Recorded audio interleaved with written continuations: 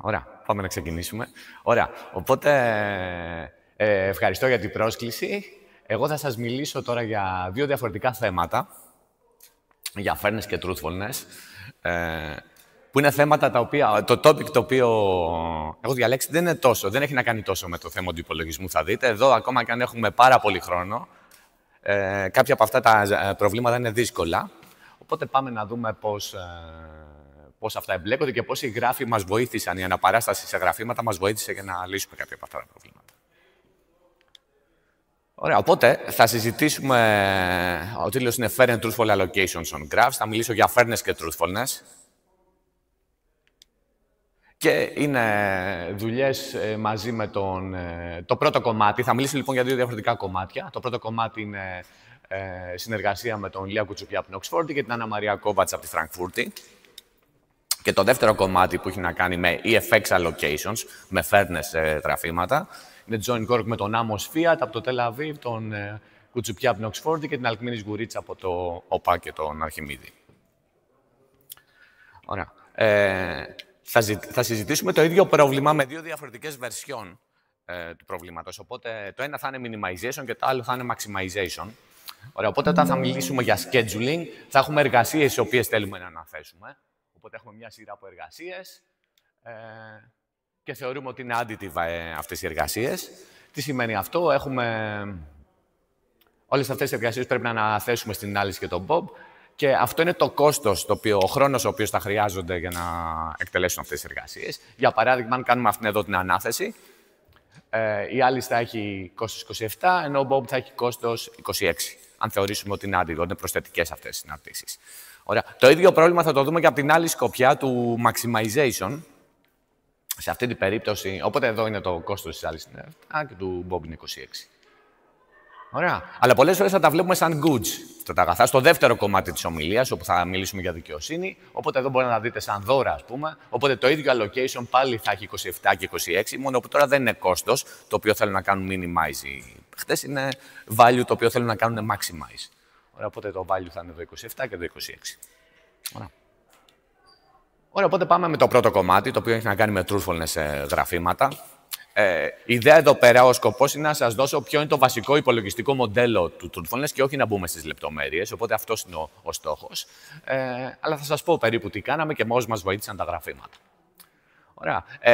Το topic αυτό λέγεται Algorithmic Mechanism Design, αλγοριθμική σχεδίαση μηχανισμών, που ορίστηκε από τους Nissan και Ronen το 1999, οι οποίοι βραβεύτηκαν για αυτή τους την εργασία. Δημιούργησαν αυτή την περιοχή που λέγεται αλγοριθμική σχεδίαση μηχανισμών. Και το ερώτημα που θέτει αυτή η περιοχή είναι το εξής. Πώς μπορείς να κάνεις υπολογισμό όταν η είσοδος παρέχεται από selfish agents. Δηλαδή την είσοδο δεν τη γνωρίζεις και ρωτάς agents, πράκτορες να σου δώσουν την είσοδο και αυτοί οι πράκτορες είναι selfish. Ωραία. Ποια είναι τα υπολογιστικά όρια που θέτει η σχεδίαση μηχανισμών? Πόσο πιο δύσκολα γίνονται προβλήματα που μπορούμε να λύσουμε όταν υποθέτουμε ότι ξέρουμε την είσοδο σε σχέση με προβλήματα που θέλουμε να λύσουμε όταν δεν γνωρίζουμε την είσοδο? Για παράδειγμα, ποιος είναι ο καλύτερος μηχανισμός, όπου ο μηχανισμός πλέον είναι αλγόριθμος για μας. Ποιος είναι ο καλύτερος μηχανισμός? Μπορεί ο καλύτερος μηχανισμός να ματσάρει τον καλύτερο αλγόριθμο για ένα δεδομένο πρόβλημα στο οποίο ξέρουμε την είσοδο? Αυτό είναι η κλασική ερώτηση εδώ που θέτουμε. Δηλαδή, μπορούμε να δούμε ξανά όλα τα προβλήματα τα οποία βλέπαμε όταν γνωρίζαμε την είσοδο και να τα συγκρίνουμε σε σχέση με προβλήματα τα οποία δεν γνωρίζουμε την είσοδο και πρέπει να την πάρουμε από τους χρήστες. Για παράδειγμα, στο πρόβλημα που θα συζητήσουμε, το κλασικό πρόβλημα, το οποίο είναι ένα machine scheduling πρόβλημα, ποιο είναι ο καλύτερος παράγοντας προσέγγισης για αυτό το πρόβλημα? Ωραία. Είναι ένα κλασικό πρόβλημα. Αυτό είναι το ερώτημα που θέσαν οι Nissan και Ronen. Είναι ένα πολύ κλασικό αλγοριθμικό πρόβλημα, το οποίο έχει μελετηθεί πάρα πολύ, από τα πιο σημαντικά προβλήματα που μας ενδιαφέρουν να λύσουμε βέλτιστα. Πιάνει αυτό που λέμε multidimensional mechanism design, το οποίο είναι το πιο δύσκολο και το πιο ενδιαφέρον, το πιο challenging aspect του mechanism design, της σχεδίασης μηχανισμών. Μοιάζει με τις συνδυαστικές δημοπρασίες που μας ενδιαφέρουν, με το maximization πρόβλημα που σας έλεγα, με τα αγαθά. Και επίσης, ένα κλασικό objective. Το κλασικό objective για το schedule είναι το min-max, όπως θα δούμε συνέχεια. Οπότε ο κλασικός αλγόριθμος που ξέρουμε από τους οικονομολόγους δεν δουλεύει. Ο VCG είναι το κλασικό εργαλείο που ξέρουμε από τους οικονομολόγους. Δεν χρειάζεται να το ξέρετε, θα σας εξηγήσω στην πορεία τι είναι αυτό και γιατί δεν δουλεύει. Οπότε πάμε να δούμε ποιο είναι το πρόβλημα, το κλασικό πρόβλημα, το αλγοριθμικό πρόβλημα. Ωραία. Έχουμε ένα σύνολο από μηχανές και ένα σύνολο. Ωραία, οπότε το makespan είναι 8. Μπορούμε να τα αναθέσουμε καλύτερα, να τα κάνουμε λίγο πιο balance, ώστε να μειώσουμε αυτό το makespan. Ναι, αν το κάνουμε έτσι για παράδειγμα, το makespan γίνεται 4. Αυτό είναι το objective που θέλουμε σε αυτό το πρόβλημα να ελεγχιστοποιήσουμε. Okay. Οπότε, τι ξέρουμε για αυτό το πρόβλημα? Ξέρουμε ότι είναι NP-hard, δεν περιμένουμε να φτιαχτεί πολυελληνικός αλγόριθμος. Ακόμα και για να το προσεγγίσεις, ξέρουμε δεν μπορείς, είναι NP-complete, είναι NP-hard, ακόμα και να το προσεγγίσεις σε factor 3,2, 3 δεύτερα, 1,5. Και γνωρίζουμε όμως έναν αλγόριθμο που τρέχει σε πολυελληνικό χρόνο και έχει λόγο προσέγγισης 2. Ωραία, τι σημαίνει λόγος προσέγγισης? Σημαίνει ότι εγώ μπορώ σε πολυελληνικό χρόνο να βρω μια λύση η οποία να είναι πολύ 2 φορές από τη βέλτιστη. Ωραία. Και να το προσεγγίσω καλύτερα από 1,5, όπως σας είπα, ξέρουμε ότι είναι δύσκολο πρόβλημα. Αυτό από την κλασική σκοπιά. Τώρα εδώ έχουμε το extra challenge, την extra πρόκληση, ότι δεν γνωρίζουμε τις τιμές αυτές και πρέπει να ρωτήσουμε τους χρήστες να μας τις πούνε. Ωραία, αυτό είναι το extra challenge που θέτει που έθεσαν οι Nissan και Ronen.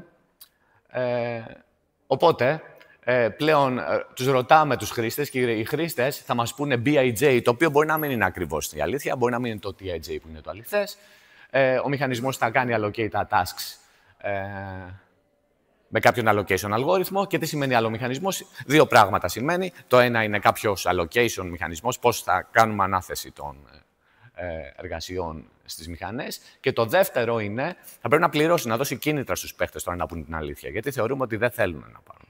Τις μηχανές είναι lazy, ας πούμε, οπότε θέλουμε να δώσουμε κίνητρα. Και το objective του κάθε παίχτη είναι να κάνει maximize τα payments μείον το completion time. Ωραία. Και τι σημαίνει truthfulness? Truthfulness σημαίνει εγώ θέλω να δώσω κίνητρα στους χρήστες, να το φτιάξω το μηχανισμό έτσι ώστε να φτιάξω τα payments και τον allocation με τέτοιο τρόπο, ώστε το καλύτερο για αυτούς να είναι να μου πούνε την αλήθεια. Οπότε αν το καταφέρω αυτό, τότε έφτιαξα ένα truthful μηχανισμό. Ωραία, οπότε θέλω να το φτιάξω έτσι ώστε the best action για κάθε παίχτη να είναι το truthful bid, δηλαδή να μου πούνε BIJ. Άρα λοιπόν έχω 2 challenges. Το ένα είναι να κάνω minimize το makespan και το δεύτερο να θέσω αυτόν τον έξτρα περιορισμό. Αυτό είναι κλασικό θέμα mechanism design, το έχουν σπουδάσει οι οικονομολόγοι από παλιά, το έχουν μελετήσει. Πάμε να δούμε για το συγκεκριμένο πρόβλημα λοιπόν τι ξέραμε. Ωραία. Η Nissan και Ronen δείξανε ότι υπάρχει ένας αλγόριθμος, ο VCG που σας είπα, θα σας τον εξηγήσω στη συνέχεια, ο οποίος όμως έχει πολύ κακό λόγο προσέγγισης, ο οποίος είναι N. N είναι το πλήθος των μηχανών. Δηλαδή σου λέει θα σου βρω μια λύση η οποία θα είναι N φορές το βέλτιστο. Και το βέλτιστο, το N είναι το πλήθος των εργασιών. Άρα μπορεί να είναι 1000, 1 εκατομμύριο. Δεν είναι καλή προσέγγιση αυτή, προφανώς. Θα δούμε γιατί ο VCG είναι τόσο χάλια σε αυτό. Επίσης δείξανε ότι ακόμα και εκθετικό χρόνο να έχεις για αυτές τις μηχανές, δεν μπορείς να πετύχεις παράγοντα προσέγγισης καλύτερο από 2. Το αποδείξανε αυτό ακόμα και σε εκθετικό χρόνο. Δεν μπορείς να πετύχεις. Λόγω του ότι θέλεις να είναι ο μηχανισμός σου truthful, δημιουργεί περιορισμούς στο πρόβλημα, ανυπέρβλητους περιορισμούς και δείξανε ότι δεν μπορείς να πετύχεις 2. Πάμε να δούμε γιατί ο VCG δεν δουλεύει. Τι κάνει ο VCG σε αυτό το setting, το οποίο δεν σας τον έχω εξηγήσει. Αλλά αυτό που κάνει ο VCG κάνει minimize το sum των values. Ενώ εμείς θέλουμε να κάνουμε minimize το max των values, ο VCG κάνει minimize τον sum των values. Τι σημαίνει αυτό? Και επειδή είναι αθροιστικές οι συναρτήσεις εδώ, σε ένα τέτοιο παράδειγμα θα έτρεχε ένα greedy αλγόριθμο που σε κάθε task θα δίνει το task σε αυτόν με την ελάχιστη τιμή. Έτσι θα κάνουμε minimize το άθροισμα. Ωραία, οπότε εδώ τι θα συνέβαινε σε αυτό εδώ το στιγμιότυπο? Θα τα δίνει όλα στην πανομηχανή. Αυτό δεν είναι και πολύ balanced όμως, γιατί σκεφτείτε ότι το βέλτιστο εδώ θα ήταν να τα μοιράσουμε κάπως έτσι. Θα δώσουμε από 1 task στον καθένα και έτσι να έχουμε makespan κοντά στο 1. Άρα γι' αυτό ο VCG δεν δουλεύει. Ωραία, το ερώτημα είναι: μπορούμε να φτιάξουμε άλλους μηχανισμούς που να δουλεύουν και να είναι και truthful? Αυτό είναι το μεγάλο challenge εδώ, η μεγάλη πρόκληση. Ωραία. Αυτό εδώ σκεφτείτε το τώρα σαν ένα γράφημα. Θέλω να το αναπαραστήσω σε ένα γράφημα, θα δείτε στην πορεία προκύπτει. Αυτό είναι σαν ένα star γράφημα, σε ένα γράφο αστέρι, όπου το κάθε task αντιστοιχεί σε μία ακμή που μόνο σε 2 παίχτες μπορεί να πάει. Γιατί σκεφτείτε εδώ, βλέπετε εδώ τα άπειρα σημαίνουν ότι δεν έχει νόημα να τα δώσουμε σε κανέναν άλλο παίχτη. Γιατί άμα δώσω κάποιο task σε κάποιον άλλο παίχτη, θα έχει κόστος άπειρο, σίγουρα δεν θα είναι κάτι καλό. Ωραία, οπότε αυτό μπορούμε να το δούμε σαν ένα γράφημα. Όπου το κάθε task μόνο 2 παίχτες είναι relevant εδώ. Ωραία. Και ακόμα και σε ένα τέτοιο στιγμιότυπο, εδώ ο VCG έχει πολύ χάλια approximation ratio. Ωραία. Οπότε, τι σημαίνει truthfulness, δεν σας έχω δώσει τον ορισμό, σας έχω πει και δεν θα σας το δώσω. Συνοπτικά ότι θέλουμε να φτιάξουμε τα payments έτσι, ώστε για τον κάθε παίχτη το καλύτερο action είναι να πει την αλήθεια. Αυτό, άμα το δούμε λίγο πιο πολύ σε βάθος, περιορίζει τον allocation αλγόριθμο, το πώς κάνω εγώ allocate τα tasks και με μια συνθήκη μονοτονίας εδώ, η οποία προκύπτει. Πάμε να δούμε τι σημαίνει αυτή η συνθήκη μονοτονίας και ξέρουμε ότι υπάρχει μια ισοδυναμία ανάμεσα στους truthful μηχανισμούς και στους monoton αλγορίθμους. Οπότε αυτή η συνθήκη της μονοτονίας είναι η εξής. Μου λέει, άμα φιξάρω εγώ όλους τους άλλους παίχτες, άμα κοιτάζω τον αλγόριθμο πώς λειτουργεί σε ένα task, αν είχαμε μόνο ένα task, αυτό που θα κάνει θα βάζει ένα threshold.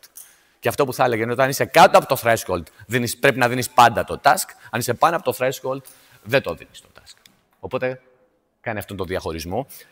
Ο αλγόριθμος σου θα πρέπει οπωσδήποτε να έχει αυτή την ποσότητα. Ενώ ένας γενικός αλγόριθμος θα μπορούσε, ανάλογα με τις τιμές που δίνεις, να το δίνει, να μην το δίνει, να το ξαναδίνει, να μην το ξαναδίνει. Θα μπορούσε να είναι κάτι πιο γενικό από αυτό. Εδώ είναι ένας περιορισμός του προβλήματος λόγω του truthfulness. Ωραία. Για 2 tasks, αυτό γίνεται λίγο πιο περίπλοκο. Εδώ μόνο το δεύτερο. Ή κάπως έτσι. Εν πάση περιπτώσει, μου περιορίζει γεωμετρικά το πώς θα πρέπει να κάνω το allocation. Ωραία. Αυτό που θα ήθελα να σας μιλήσω. Οπότε εδώ, όταν λες μικρές τιμές, παίρνεις και τα 2 tasks. Όταν λες πολύ μεγάλες τιμές, δεν παίρνεις κανένα task. Αλλά το πώς, εδώ παίρνεις μόνο το πρώτο, εδώ μόνο το δεύτερο. Και το πώς συνδέονται αυτές οι περιοχές δεν μπορεί να γίνει με οποιονδήποτε τρόπο. Θα πρέπει να είναι αυτές οι κάθετες, αυτές οι οριζόντιες και αυτοί οι 45 μοίρες, οι -45. Μόνο έτσι μπορεί να είναι λόγω του truthfulness. Και αυτό λοιπόν γίνεται και στις μεγαλύτερες διαστάσεις που δεν θα σας το πω. Αυτό κρατάμε μόνο, δεν θα το χρησιμοποιήσουμε έντονα. Απλά σας το λέω για το τι περιορισμούς μπορεί να θέσει το πρόβλημα στην σχεδίαση μηχανισμών όταν έχεις πολυδιάστατη σχεδίαση μηχανισμών, όπως είναι εδώ, έχεις 2 διαστάσεις. Η μία διάσταση είναι εύκολη, όπως σας είπα. Ωραία, οπότε δεν ξέρουμε για αυτό το μοντέλο. Είναι σαν καιρό η εικασία τους, το paper που άνοιξε την περιοχή και είχαν την εικασία για πάρα πολλά χρόνια, λέγανε ότι ξέρεις τι, εμείς δείξαμε lower bound 2, upper bound 10, αλλά πιστεύουμε ότι η σωστή απάντηση είναι 1. Δηλαδή ότι δεν υπάρχει κανένας αλγόριθμος, ακόμα που να τρέχει σε εκθετικό χρόνο, που να μπορεί να πετύχει προσέγγιση καλύτερη από 1. Ωραία. Και αυτό ήταν από τα πιο διάσημα σημαντικά πρόβλημα στην περιοχή. Υπήρξε στην αρχή μικρή βελτίωση από 2 σε 2,41, 2,61. Βελτιώσαμε το constant στο lower bound, στο ότι δεν υπάρχει αλγόριθμος. Μαζί με τον Κουτσουπιά και τη Βιδάλη, ή εδώ ο Κουτσουπιάς και η Βιδάλη το πήγαν στο 2,61. Και από εκεί και πέρα, για πολλά χρόνια δεν υπήρξε βελτίωση παρά μόνο σε ειδικές περιπτώσεις του προβλήματος. Δεν θα τις αναπτύξω. Μέχρι το 2000, και το 2020 με 2021 υπήρξαν βελτιώσεις, δηλαδή πρόσφατα σχετικά, και εμείς δείξαμε το 1 series ανήμιον 1 το 2021, μέχρι που το 2023 το λύσαμε πλήρως. Ωραία, οπότε λύσαμε την εικασία. Και εγώ τώρα θέλω να σας πω το πώς οι γράφοι κάπως μας βοήθησαν στο να το δούμε. Δηλαδή αυτό θα συζητήσουμε πολύ χοντρικά και σε πολύ high level. Ωραία. Τι σημαίνει mechanism for graphs? Αυτό είναι ένα πρόβλημα το οποίο λέγεται graph balancing γενικώς, στο οποίο αυτό που γίνεται είναι σου δίνεται ένας undirected γράφος, με κάποια self-loops ίσως κατευθυνόμενα, και εσύ το ζητούμενο που έχεις, αυτό το πρόβλημα, είναι να κατευθύνεις ακμές, αριστερά ή δεξιά. Οπότε, εδώ η αντιστοιχεία είναι ότι οι ακμές αντιστοιχούν στα tasks, οι μηχανές στους κόμβους, και το κάθε task είναι relevant μόνο σε 2 μηχανές, στις γειτονικές. Ωραία. Και τι είναι assignment εδώ, είναι edge orientation, το πώς θα κάνω orient τις ακμές. Πάνω ή κάτω, αριστερά ή δεξιά. Και το ερώτημα είναι λοιπόν, πώς μπορώ εγώ να κάνω orient τις ακμές, ώστε να κάνω minimize το make span. Δηλαδή, άμα τις κάνω έτσι τις ακμές, ποια είναι τα κόστη σε κάθε μηχανή. Αυτή, ας πούμε, έχει κόστος 11, 2 και 4. Έτσι όπως το έχω, δεν πρέπει να είναι 11. Κάτι δεν φαίνεται σωστά. 2 και 4, 6 και 5, 11. Σωστό είναι. Εντάξει. Αυτή έχει κόστος 5 κτλ. Έτσι. Οπότε το θέμα είναι πώς θα τις κάνεις orient με balanced τρόπο. Graph balancing. Γι' αυτό. Παραμένει να είναι multidimensional το πρόβλημα του mechanism design, αλλά είναι κάπως πιο απλό να το δούμε. Ωραία, ακόμα για αυτό το πρόβλημα που εμείς βλέπουμε την related version, όπου ανάλογα με το σε ποιον θα κατευθύνεις το task έχει διαφορετικό κόστος, άμα το πας πάνω ή κάτω. Δηλαδή εδώ, ας πούμε, άμα το πας πάνω σε αυτόν κοστίζει 3, άμα το πας κάτω σε αυτό κοστίζει 5. Γιατί αυτό μοιάζει πιο πολύ με το πραγματικό πρόβλημα. Το πρόβλημα που θέλουμε να λύσουμε. Οπότε, κοιτάξαμε λοιπόν γραφήματα αυτής της μορφής και λέμε θα δούμε το truthful πρόβλημα για αυτού του είδους τα γραφήματα. Ωραία. Υπενθυμίζω ότι αυτό σημαίνει ότι δεν ξέρουμε τις τιμές T1S1, T2S2, T1-S, N-1, έτσι. Και θα πρέπει να το κάνουμε αυτό, να την πάρουμε αυτή την πληροφορία από τους χρήστες, φτιάχνοντας έναν μόνο τον αλγόριθμο. Ωραία, μόνο τον αλγόριθμο, ό,τι και αν σημαίνει αυτό. Ωραία, οπότε, αφού είπαμε ότι σε αυτό εδώ το στιγμιότυπο ο κλασικός αλγόριθμος που ξέρουμε δεν λειτουργεί, σκεφτήκαμε τώρα μήπως μπορούμε να δείξουμε ότι δεν υπάρχει κανένας αλγόριθμος που να δουλεύει καλά για αυτού του είδους τα στιγμιότυπα. Αυτό πιστεύαμε δηλαδή πολύ έντονα, ότι θέλαμε να δείξουμε το impossibility για αυτό το γράφο. Άμα το δείχναμε, θα πηγαίναμε μέχρι ρίζα n, γιατί ξέρουμε ότι η τροποποίηση εδώ σε αυτού του είδους τα στιγμιότυπα μπορούμε να πάρουμε ρίζα n, αλλά αυτό θέλαμε να αποδείξουμε. Και ψάχνοντας, τελικά καταλήξαμε να βρούμε έναν 2 approximation αλγόριθμο από ρίζα n, το οποίο ήταν μεγάλη έκπληξη για μας. Και στη συνέχεια, ο αλγόριθμος λοιπόν, τον οποίο το λέμε hybrid, τι κάνει? Ο VCG κάνει minimize το sum, όπως σας είπα, εμάς κάνει minimize το TI, το τι παίρνει ο πρώτος παίχτης, συν μια οποιαδήποτε μονότονη συνάρτηση των φύλων. Ωραία. Ο VCG δηλαδή κάνει minimize, ο μηχανισμός που γνωρίζαμε από τους οικονομολόγους, κάνει minimize το άθροισμα αυτό συν το άθροισμα των φύλων.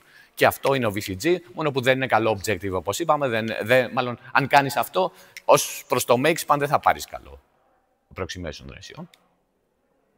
Οπότε ο μηχανισμός ο δικός μας αντικατέστησε αυτή τη γενική συνάρτηση από το max.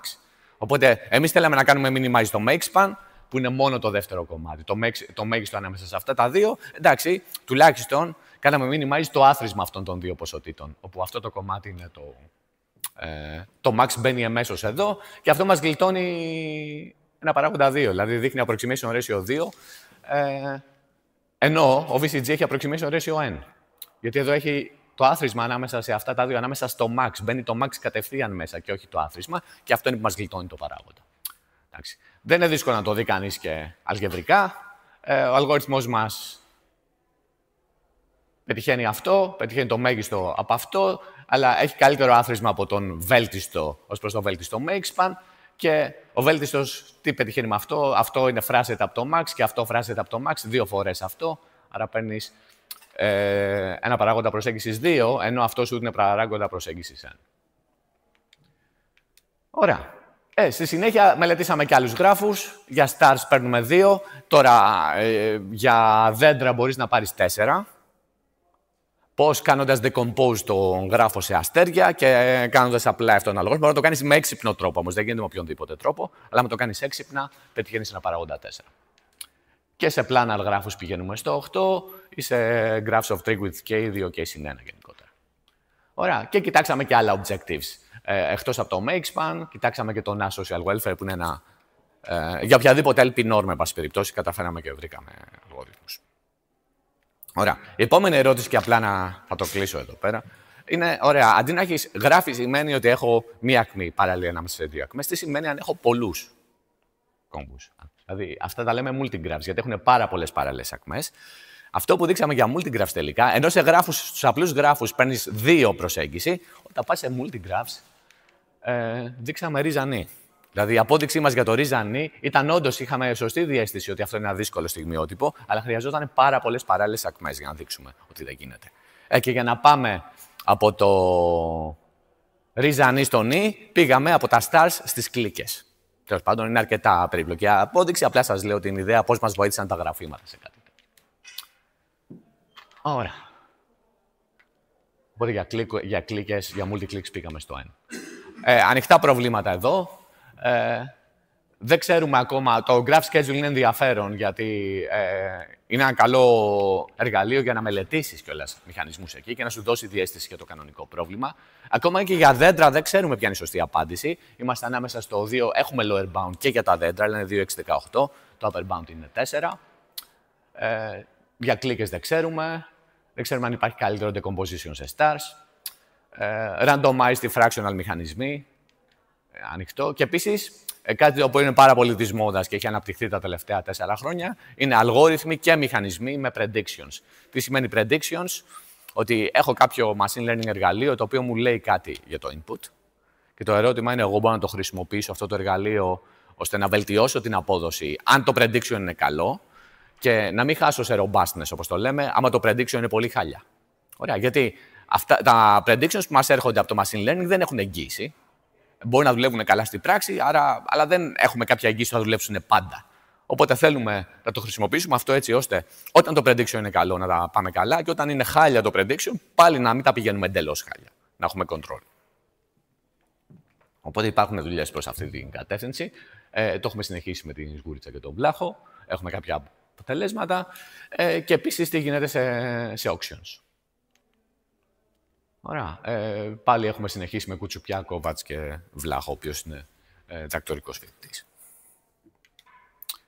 Ωραία, αυτά σε σχέση με το πρώτο κομμάτι. Το δεύτερο κομμάτι είναι τελείως διαφορετικό, αλλά έχει να κάνει πάλι με γράφους. Το μοντέλο είναι παρόμοιο, αλλά σας είπα θα είναι το maximization version. Και εδώ μας ενδιαφέρει η δικαιοσύνη. Ωραία. Οπότε τώρα ο σκοπός μου βασικός είναι τουλάχιστον να σας μείνει το τι σημαίνει δικαιοσύνη. Πώς μπορούμε να ορίσουμε το συγκεκριμένο τρόπο, εν πάση περιπτώσει, που θα σας πω, το τι σημαίνει δικαιοσύνη, πώς διαμοιράζουμε με δίκαιο τρόπο αγαθά. Και πάλι πώς μας βοηθήσανε κάπως οι γράφοι σε αυτό. Ωραία, τι είναι λοιπόν η FX allocation ή NV-free up to any good, όπως λέγεται. Έχουμε αίμα αντικείμενα και κάποιες μονότονες συναρτήσεις. Οι παίχτες ενδιαφέρονται για αυτά τα αντικείμενα και θέλουν να τα διαμοιράσουν. Δηλαδή θεωρούμε εδώ ότι έχουμε VI of S. Ο κάθε παίχτης λοιπόν έχει κάποιο value για ένα οποιοδήποτε subset αντικειμένων. Το οποίο φυσικά είναι μονότονο. Άμα του δώσει περισσότερα αντικείμενα υπερσύνολα, είναι πιο χαρούμενος. Μπορεί να είναι additive ή γενική συνάρτηση εδώ πέρα. Και αυτό που θέλουμε να διαμοιράσουμε τα αγαθά στους παίχτες, έτσι ώστε να είναι όλοι ευχαριστημένοι. Και θα δούμε τώρα τι σημαίνει ευχαριστημένοι ή τι σημαίνει δίκαιη ανάθεση εδώ. Ωραία. Οπότε ο agentai, ας πούμε, λέμε ότι ζηλεύει κάποιο υποσύνολο, άμα προτιμάει το σύνολο S, το προτιμάει από αυτό που του έχουμε αναθέσει. Το VI του S, λοιπόν, είναι αυστηρά μεγαλύτερο από το VI του SI. Σε αυτή την περίπτωση λέμε ότι ο agent ζηλεύει το σύνολο S. Και λέμε λοιπόν ότι μια λύση είναι NV-free, αν όταν εμείς αναθέσουμε τα αγαθά στους παίχτες, κανένας δεν ζηλεύει τα αγαθά που παίρνει κάποιος άλλος. Δηλαδή το VI του SI είναι καλύτερο από το VI του SJ. Ο παίχτης A είναι ευχαριστημένος βλέποντας τι έχουν πάρει οι άλλοι, προτιμάει το δικό του set από οποιοδήποτε άλλο. Ωραία. Και αυτό ισχύει για όλους τους παίχτες και για οποιοδήποτε ζευγάρι IJ. Ωραία. Αυτό είναι λοιπόν μια έννοια δικαιοσύνης πολύ σημαντική, λέγεται NV-freeness. Και ξέρουμε ότι δυστυχώς δεν μπορούμε να την επιτύχουμε. Ακόμα και για ένα αγαθό, άμα έχουμε ένα αγαθό, όποιος θα το πάρει θα ζηλεύει τον άλλον. Για παράδειγμα, είναι εύκολο να δεις ότι δεν μπορούμε να το πετύχουμε. Οπότε, λόγω αυτού, έχουν οριστεί λοιπόν κάποια λεγόμενα relaxations αυτής της έννοιας. Και ίσως το πιο ενδιαφέρον από αυτά είναι το EFX, όπως θα σας πω, το οποίο έχει τεράστια ανοιχτά ερωτήματα. Ωραία, οπότε λέμε λοιπόν ότι ο agentai strongly envy ένα σύνολο, αν υπάρχει κάποιο αντικείμενο που ακόμα και άμα το αφαιρέσει αυτό το αντικείμενο θα συνεχίσει να τον ζηλεύει. Ωραία. Και EFX up to any good σημαίνει ότι, κοίταξε να δεις, μπορεί κάποιος παίχτης να ζηλεύει κάποιον άλλον, αλλά άμα το αφαιρέσει κάποιο αντικείμενο, οποιοδήποτε αντικείμενο και να το αφαιρέσει, θα πάψει να τον ζηλεύει. Οπότε δεν είναι ακριβώς NV-free, αλλά είναι πολύ κοντά στο NV-free. Γιατί σου λέει ότι ξέρεις κάτι, εντάξει, μπορεί να σε ζηλεύω, αλλά άμα σου αφαιρέσω οποιοδήποτε αντικείμενο και να σου αφαιρέσω, θα πάψω να σε ζηλεύω. Και αυτή είναι λοιπόν μια χαλάρωση αυτής της έννοιας και το ερώτημα είναι αν μπορούμε να την επιτύχουμε πάντα. Ωραία. Οπότε για παράδειγμα, εδώ σε αυτό εδώ το στιγμιότυπο, σκεφτείτε εδώ αυτή την ανάθεση. Και το ζητούμενο είναι αυτή η ανάθεση δίκαια, είναι η FX. Προσέχτε τώρα ότι η Alice ζηλεύει τον Bob, έτσι, γιατί έχει 27, ενώ το value που έχει η Alice για το σύνολο που παίρνει ο Bob είναι 28. Ωραία, προτιμάει το 27 από το 28. Αλλά δεν τον ζηλεύει με τη strong έννοια. Αν αφαιρέσει οποιοδήποτε αντικείμενο, ας πούμε το 2, θα πάψει να τον ζηλεύει γιατί έχει 27, ενώ ο Bob θα έχει 26. Οπότε πετυχαίνουμε αυτό που θέλαμε εδώ. Ο Bob όμως strongly envies Alice, δηλαδή δεν είναι η FX του allocation, γιατί αυτός έχει value 26. σύμφωνα με το valuation του, η Alice έχει 32, αλλά ακόμα και αν αφαιρέσεις αυτό το αντικείμενο 5, πάλι θα ζηλεύει τον Bob. Ωραία. Άρα δεν είναι EFX το allocation. Ακόμα και αν αφαιρέσεις αυτό το αντικείμενο, το 26 είναι μικρότερο από το 27. Ωραία. Οπότε λοιπόν αυτό δεν είναι NV3. Και το ερώτημα είναι, μπορείς πάντα, ακόμα και σε αυτό το παράδειγμα, μπορούμε εύκολα να φτιάξουμε NV3, για δύο παίχτες το γνωρίζουμε, αλλά μπορείς πάντα να βρεις αν υπάρχει EFX allocation. Ωραία. Τι ξέρουμε λοιπόν για EFX allocations? Δεν το γνωρίζουμε. Αυτό είναι το μεγαλύτερο ανοιχτό ερώτημα λοιπόν στην περιοχή για πάνω από 4 agents. Δηλαδή, το πρόβλημα είναι απλό, νομίζω, όσο πιο απλά σας το έχω διατυπώσει και το έχετε καταλάβει. Άμα το έχετε καταλάβει, ακόμα για 4 παίχτες να αποδείξουμε ότι πάντα μπορούμε να τα μοιράσουμε τα αγαθά με αυτόν τον τρόπο, είναι το πιο σημαντικό πρόβλημα σε αυτή την περιοχή. Δεν ξέρουμε αν γίνεται ή αν δεν γίνεται. Ωραία. Οπότε πάλι δεν έχει να κάνει αυτό το πρόβλημα με τους υπολογιστικούς πόρους που έχουμε. Τίθεται ζήτημα ύπαρξης εδώ. Οπότε τι ξέρουμε, για 2 agents είναι εύκολο να το αποδείξεις. Για 3 agents το αποδείξανε το 20 Τσοντούρι, Γκάργκ και Μέλχορν και πήραν το καλύτερο, το Best Paper Award για εκείνη τη χρονιά, παρόλο που το δείξανε μόνο για 3 παίχτες. Για 4 είναι εντελώς ανοιχτό και μόνο για ειδικές περιπτώσεις ξέρουμε τι γίνεται. Για πολύ ειδικές περιπτώσεις. Οπότε εμείς σε αυτό το paper αποδεικνύουμε ότι το EFX υπάρχει για graph valuations, για valuations σε γραφήματα. Ωραία, τι σημαίνει graph valuation? Οι agents εδώ είναι vertices, τα αντικείμενα είναι ακμές, πάλι δηλαδή όπως το προηγούμενο μοντέλο, οπότε μοιάζει κάπως έτσι το σχήμα και θεωρούμε ότι το κάθε αντικείμενο είναι relevant μόνο στους γειτονικούς agents. Δηλαδή έχει μηδενική αξία για τους άλλους. Ωραία. Οπότε λέμε ότι ένα αντικείμενο, οποιαδήποτε αντικείμενο λοιπόν έχει no marginal value εκτός από τα άκρα της. Ωραία, οπότε δηλαδή γι' αυτό μόνο η Alice και η Carol ενδιαφέρονται για το πράσινο κουτί. Και πάει λέγοντας. Γενικά θεωρούμε ότι η συνάρτησή μας είναι οποιαδήποτε μονότονη για να δείξουμε την ύπαρξη, αλλά ας σκεφτόμαστε additive συνάρτησης, αθροιστικές. Να το κάνει αυτό πιο απλό. Ωραία, τι σημαίνει λοιπόν orientation? Σημαίνει ότι εγώ παίρνω αυτό το... Μου δίνεται αυτό το στιγμιότυπο και εγώ θα πρέπει να βρω πώς θα κάνω orient στις ακμές, έτσι. Δηλαδή κάτι τέτοιο, για παράδειγμα. Ωραία, οπότε αυτό το αγαθό θα πάει στον Bob. Δηλαδή βλέπετε ότι κάθε ακμή αντιστοιχεί σε κάποιο αγαθό και το orientation μου λέει ποιος παίρνει τι. Ωραία, εδώ βλέπετε ότι η Carol πήρε αυτό και πήρε και το κοινό με τον Dave. Έχει 2 ακμές, έχει 2 δώρα. Ωραία.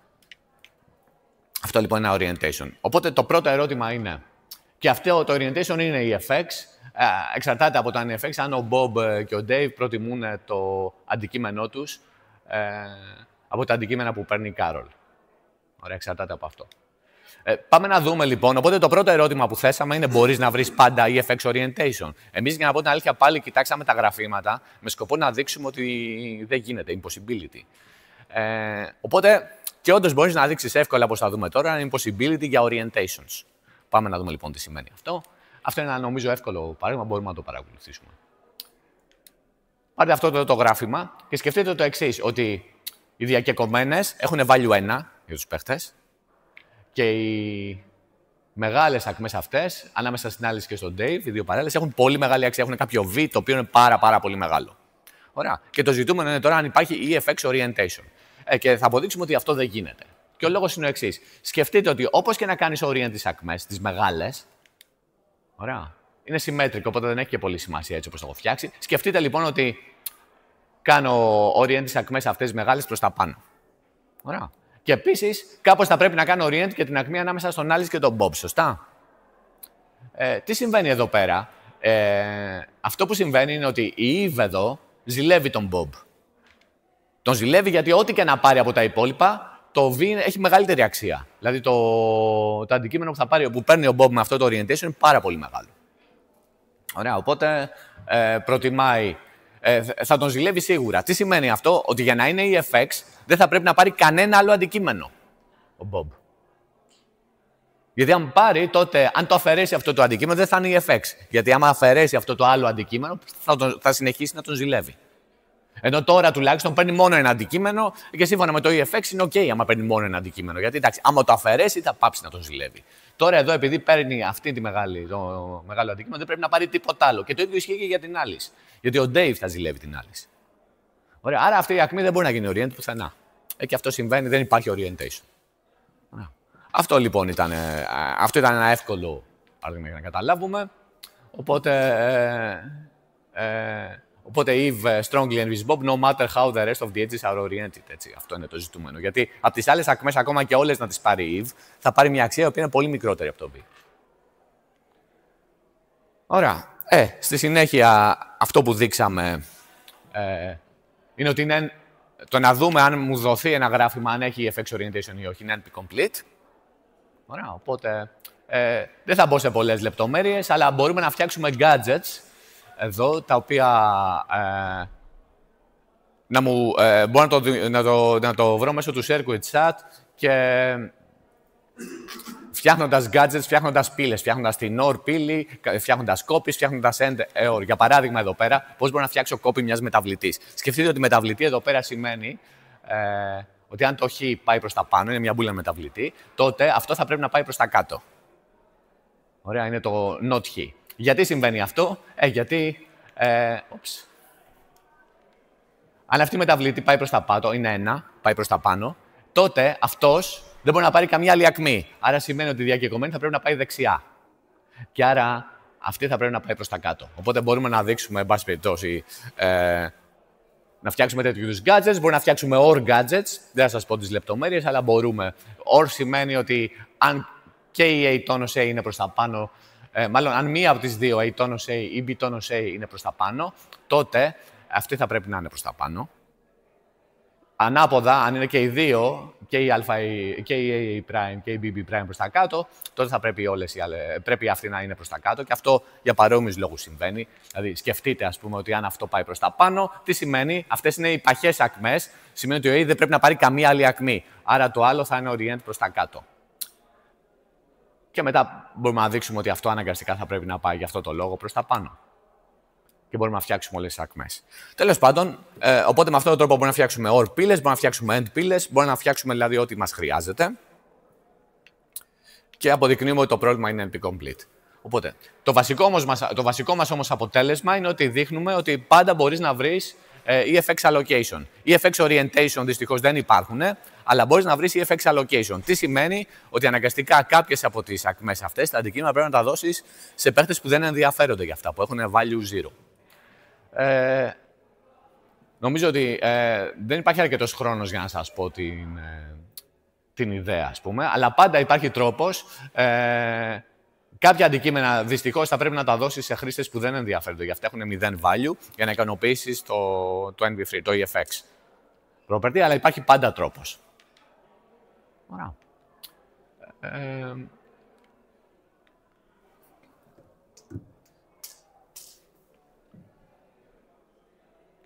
Ωραία, οπότε πολύ χοντρικά ποια είναι η ιδέα. Φτιάχνουμε ένα partial allocation, το οποίο έχει τις εξής ιδιότητες. Και αυτές οι ιδιότητες κάνουν guarantee το EFX allocation. Έτσι. Λοιπόν, οι σημαντικές ιδιότητες είναι οι εξής. Πρώτον, το χ είναι EFX orientation. Πρώτα κάνουμε ένα orientation των ακμών, το οποίο είναι EFX. Και αυτό που συμβαίνει είναι να το κάνουμε με τέτοιο τρόπο που ο κάθε κόμβος και για κάθε ακμή προτιμάει ο κόμβος αυτό στο VI, αυτό που παίρνει στο partial allocation, από οποιαδήποτε ακμή η οποία συμμετέχει. Δηλαδή, σημαίνει ότι το έχω κάνει με τέτοιο τρόπο ώστε δεν υπάρχει καμία unallocated ακμή γειτονική με αυτόν τον agent που να την προτιμάει. Και κάθε κόμβος ο οποίος ζηλεύεται από αυτό το partial allocation, envy μπορεί να δημιουργήσω, θα πρέπει να μην ζηλεύει το σύνολο όλων των unallocated ακμών. Αυτή είναι η δεύτερη ιδιότητα. Και για δύο envy vertices μπορώ να βρω κάποιον άλλον κόμβο, τον οποίο το λέω safe, που μπορώ να του αναθέσω αυτές τις ακμές και δεν θα τον ζηλεύω με τίποτα. Μπορώ να βρω λοιπόν κάποιο safe κόμβο. Οπότε από αυτό μπορώ να βρω πάντα EFX, από αυτό το EFX orientation μπορώ να βρω πάντα ένα EFX allocation.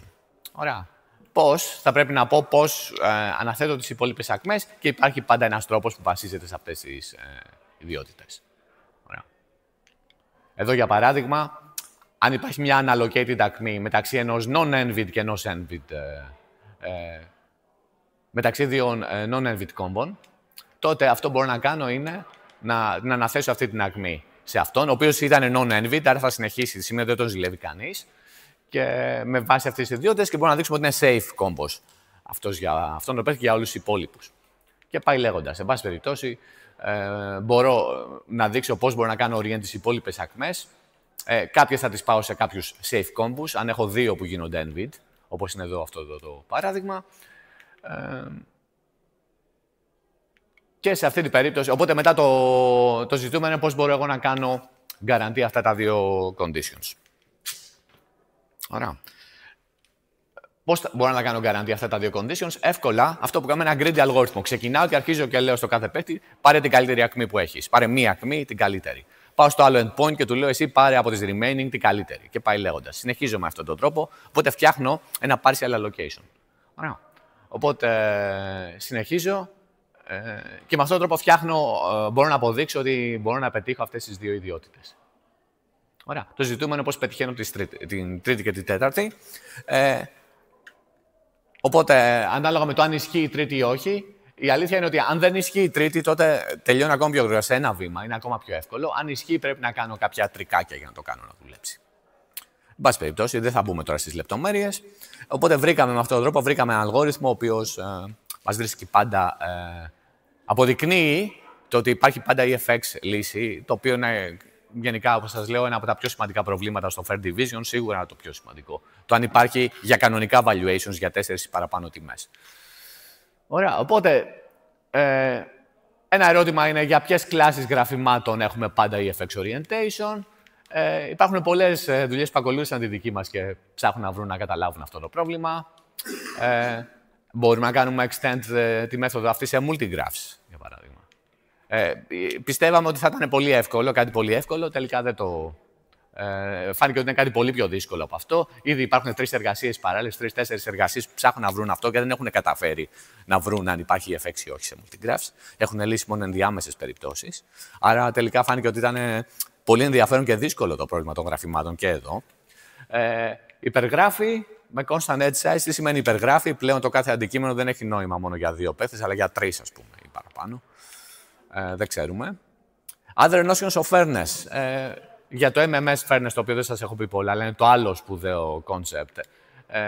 Μαζί με τον διδακτορικό μου, το Σημείο του Μαστρακούλη, έχουμε προχωρήσει προς αυτή την κατεύθυνση και έχουμε δείξει κάποια αποτελέσματα. Και με αυτά ολοκληρώνεται η ομιλία.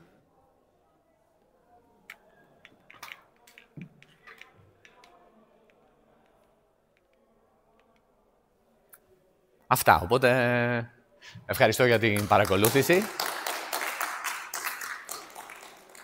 Και δεν ξέρω αν υπάρχουν ερωτήσεις.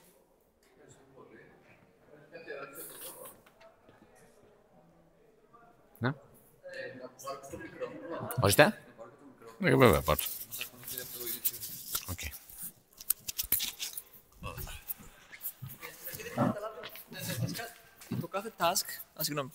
Το κάθε task ήταν μία ακμή στο γράφημα, έτσι, και οι μηχανές ήταν οι κόμβοι. Άρα θα περίμενα να είναι ένα πλήρες γράφημα και όχι ένα γράφημα που να έχει μόνο μερικές από τις ακμές. Σε ποια περίπτωση, σε αυτή ή στην άλλη? Στην πρώτη, γιατί στη δεύτερη το έχασα, συγγνώμη, είχα ένα σημαντικό. Πολύ ωραία. Λοιπόν, το γράφει πολύ ωραία, πολύ σωστή παρατήρηση. Θεωρούμε λοιπόν ότι σαν task είναι πλήρες το γράφημα. Απλά ό,τι δεν υπάρχει έχει άπειρο κόστος. Οπότε υπάρχουν. Ναι. Ακριβώς. Οπότε γι' αυτό δεν χάνεις κάτι. Κοιτάζοντας αυτό το μοντέλο, δεν χάνεις κάτι σε σχέση με το γενικό. Είναι πραγματικά μια ειδική περίπτωση του γενικού. Άμα μου δείξεις ότι δεν γίνεται κάτι σε αυτό το μοντέλο, έχεις δείξει για το γενικό. Θεωρείς δηλαδή ότι τα υπόλοιπα TIJs είναι άπειρο, έχουν άπειρο κόστος.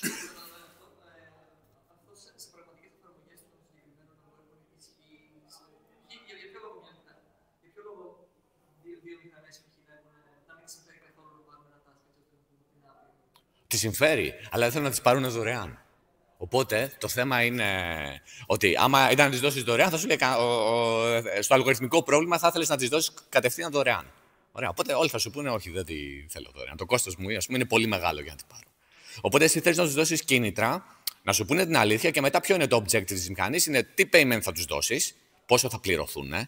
Έτσι θα σκεφτεί η μηχανή, τι payment θα λάβω και πόσο πραγματικό χρόνο χρειάζεται για να την εκτελέσω την εργασία. Οπότε τους δίνεις κίνητρα με αυτόν τον τρόπο. Αυτό είναι ο λόγο δηλαδή που θα λέγανε ψέματα. Γιατί άμα σου λέγανε την αλήθεια, θα του έδωνε τζάμπα και θα έπρεπε οι άλλοι να υποχρεωθούν να το τρέξουν. Αλλά σκέψου ότι θέλει εσύ να προσλάβει εργάτες να σου κάνουν μια δουλειά. Οπότε δεν θέλουν να την κάνουν δωρεάν και ίσως δεν θέλουν να σου αποκαλύψουν ποιο είναι το πραγματικό του κόστος. Γιατί εξαρτάται από τον αλγόριθμό σου και από τους ανταγωνιστές τους.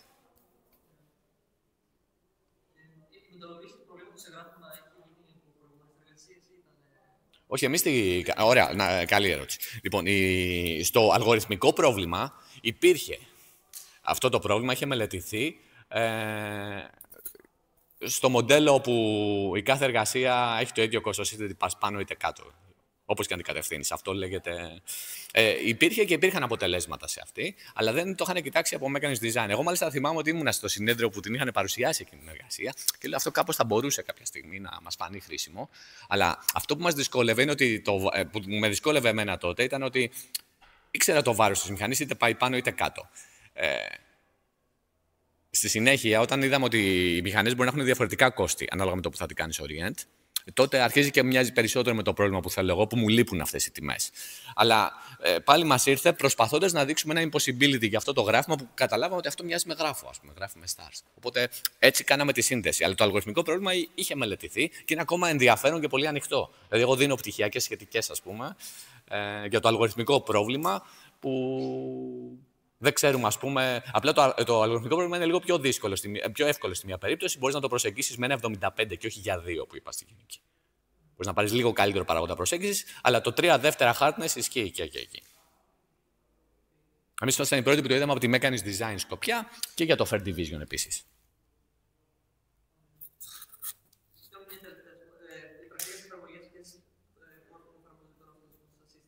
Πολύ ωραία. Λοιπόν, αυτό δεν έχει πρακτικές εφαρμογές έτσι όπως το συζητάμε.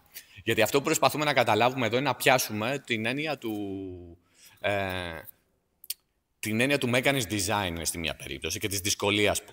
Οπότε, δηλαδή, τα γραφήματα, ο λόγος που είδαμε τα γραφήματα είναι καθαρά θεωρητικός για να προσπαθήσουμε να αποδείξουμε τη γενική εικασία.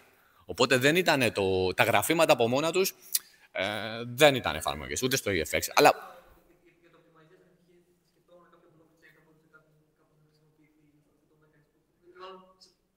Μηχανισμοί γενικότερα υπάρχουν πολλά είδη, τα λεγόμενα procurement auctions, τα οποία εσύ θέλεις να αναθέσεις εργασίες σε κόσμο και μαθαίνεις τις τιμές τους και παίρνεις τις καλύτερες προσφορές και εσύ τα συνδυάζεις. Εκεί χρειάζεται να τρέξεις truthful μηχανισμούς. Και μπορεί το objective που θέλεις να κάνεις να μην είναι να ελαχιστοποιήσεις το άθροισμα, όπως είπα, ή να μεγιστοποιήσεις το utility, να είναι ένα περίεργο objective. Οπότε, άμα θέλεις πάντα στο mechanism design, άμα θέλεις, δηλαδή σκέψου ότι θέλεις να δώσεις αντικείμενα με δημοπρασία, ας πούμε, θέλεις να τα δώσεις στους χρήστες. Αν το objective που έχεις είναι να θέλεις να κάνεις maximize το overall happiness, υπάρχει αλγόριθμος που το κάνει αυτό και λέγεται VCG. Έχουμε άλλες δυσκολίες εκεί, computation που δεν τη συζήτησα, αλλά γίνεται. Το θέμα είναι να έχεις ένα περίεργο objective, όπως ήταν εδώ το min-max. Είναι το τι μπορείς να κάνεις. Οπότε για προβλήματα τα οποία δεν έχουν κλασικό objective και τα objective αρχίζουν να γίνονται περίεργα, τέτοιου είδους τεχνικές μπορούν να φανούν χρήσιμες οι προσεγγίσεις. Στην περίπτωση του mechanism design.